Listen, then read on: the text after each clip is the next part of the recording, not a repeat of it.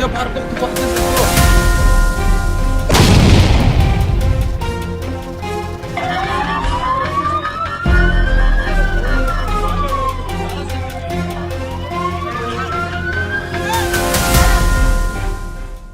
tadi, Iran kembali meluncurkan gelombang serangan militer paling signifikan yang pernah diarahkan langsung ke wilayah Israel.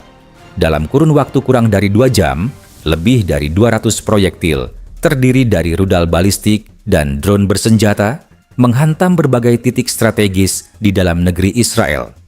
Ini bukan ancaman kosong, bukan sekadar gertakan diplomatik, dan bukan pula serangan proksi. Ini adalah serangan balasan mematikan sejak konflik pertama membara dari negara ke negara, dan skalanya sangat besar. Serangan dimulai tepat pukul 22.40 waktu setempat.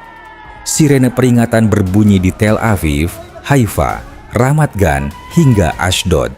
Sistem radar Israel mencatat peluncuran lebih dari 120 rudal balistik dan sekitar 70 drone tempur dari wilayah Iran dan arah Laut Kaspia. Semua diluncurkan hampir bersamaan, bukan acak, tapi dalam formasi terkoordinasi.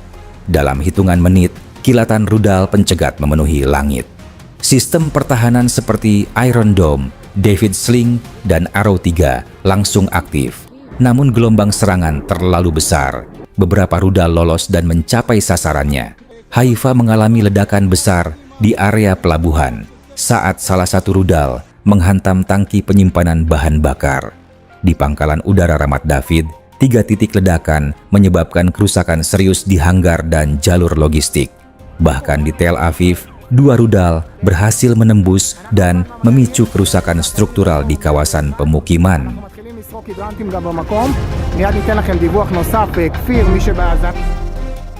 Ini adalah ujian nyata bagi pertahanan udara Israel. Bukan skenario latihan, bukan simulasi.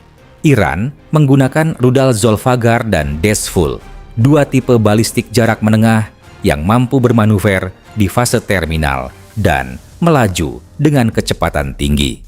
Ini membuatnya jauh lebih sulit dicegat, bahkan oleh sistem tercanggih sekalipun. Lebih parahnya lagi, drone kamikaze dikirim lebih dulu untuk menyerang titik-titik radar dan sistem peluncur pertahanan. Beberapa baterai Iron Dome dilaporkan lumpuh sementara, memberi celah bagi rudal berikutnya untuk menembus. Sejumlah analis militer menyebutkan, ini adalah pertama kalinya sejak Iron Dome beroperasi, di mana sistem pertahanan Israel terpaksa memilih target secara selektif karena volume ancaman terlalu besar untuk ditangani sekaligus.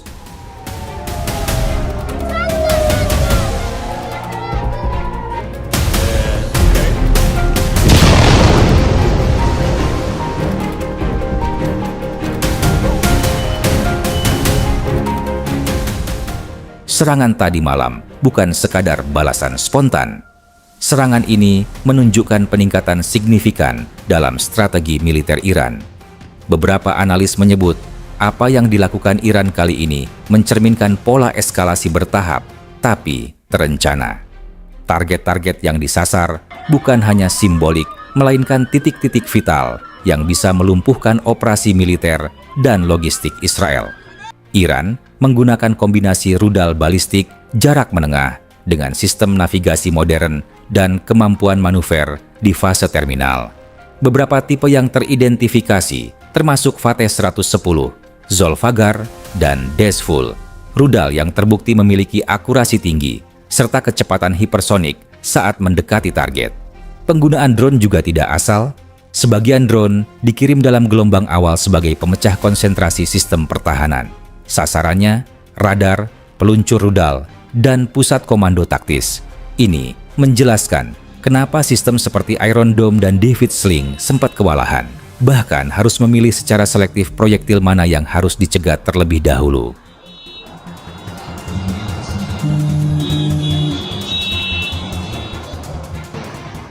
Hasil dari serangan ini sangat terasa, bukan hanya secara militer, tetapi juga sosial dan psikologis.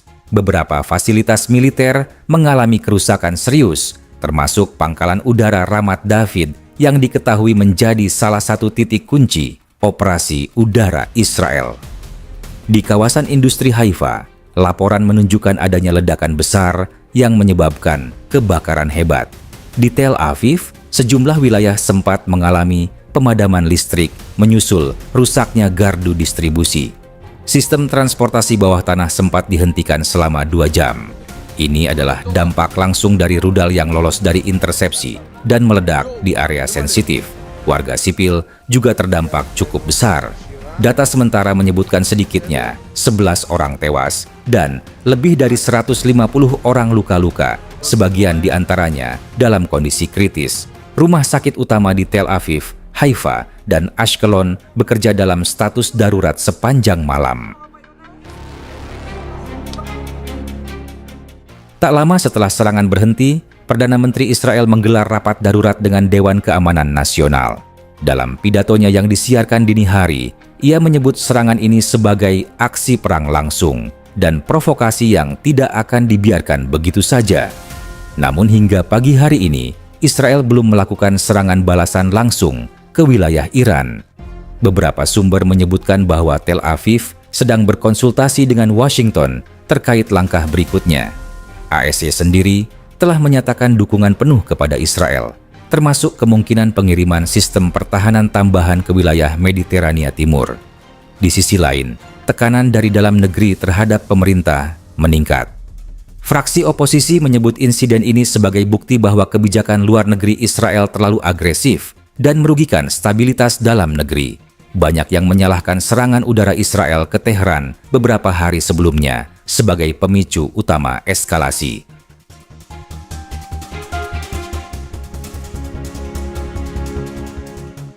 Sementara itu, kawasan regional mulai bergerak. Hizbullah di Lebanon meningkatkan status siaga penuh.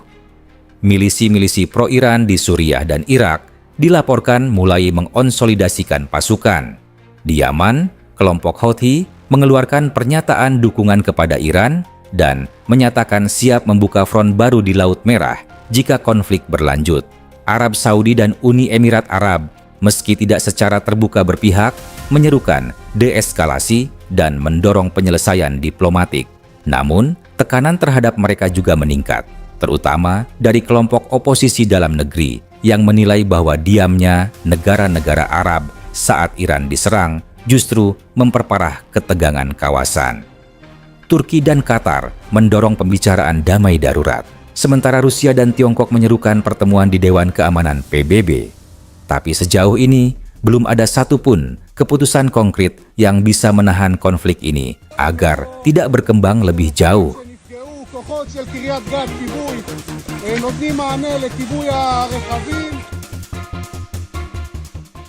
Serangan 15 ke 16 Juni 2025 bukan sekadar insiden militer.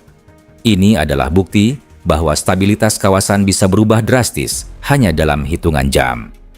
Israel, yang selama ini merasa dominan dalam sistem pertahanannya, kini dihadapkan pada kenyataan bahwa pertahanan tercanggih pun punya batas. Dan Iran, yang selama ini bergerak dalam bayang-bayang proksi, kini menunjukkan bahwa mereka siap masuk ke gelanggang secara terbuka, meski dengan segala risikonya. Pertanyaannya sekarang, apakah dunia akan membiarkan eskalasi ini terus berlanjut? Dan bagi kawasan Timur Tengah, pertanyaannya lebih mendesak. Apakah kita sudah memasuki babak awal dari konflik yang jauh lebih besar? Terima kasih telah menyimak.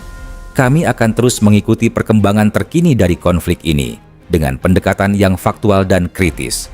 Silakan tinggalkan komentar, bagikan pendapatmu, dan jangan lupa berlangganan untuk pembaruan analisis terbaru. Sampai jumpa di video berikutnya.